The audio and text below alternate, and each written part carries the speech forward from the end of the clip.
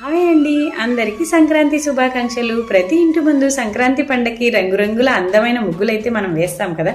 అలాగే మన జీవితాల్లో కూడా అలా రంగులమయమైన ఆనందకరమైన జీవితాన్ని ధర్మబద్ధంగా అందరూ గడపాలని ఆ దేవుణ్ణి మనసారా కోరుకుంటున్నాం. మరి పండగ రోజు ఏమేమి పిండి వంటలు చేసామో చూపిస్తాను చూడండి. రాయలసీమలో సజ్జ రొట్టెలు, సలిబిండి వంటలు అయితే చేస్తారు. వాడుక భాషలో అయితే అలా అంటారు, తప్పు పెట్టకండి. మా ఇంట్లో కూడా అంతే. చలిబిండి పిండిలాగా చేస్తారు, వంటల్లాగా చేస్తారు. ఆ చలిబిండిలోకి అయితే నువ్వులు, బెల్లం, శనగిత్తనాలు, సద్దపిండి, బియ్యపిండి ఇవన్నీ వేసి చేస్తారు. చూడండి, ఇలా రెడీ అయిపోయింది పొడి. ఇదైతే డైరెక్ట్గా తినేయచ్చు, చాలా టేస్టీగా ఉంటుంది.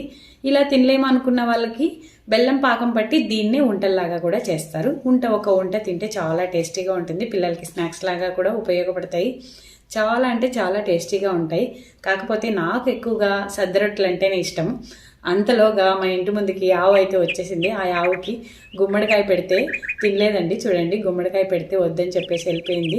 కానీ అందులోకి నేను టమోటాలు కూడా వేశాను. టమోటాలు తిన్నది. చూడండి, టమోటాలు అయితే తింటోంది ఆవు. ఇంకా ఇంట్లో పనులన్నీ చేసేసి ఆకలి అయితే దంచేస్తుంది నాకు. నైటే సద్ద రొట్టెలు, సలిబిండి అయితే చేసేస్తాం మేము.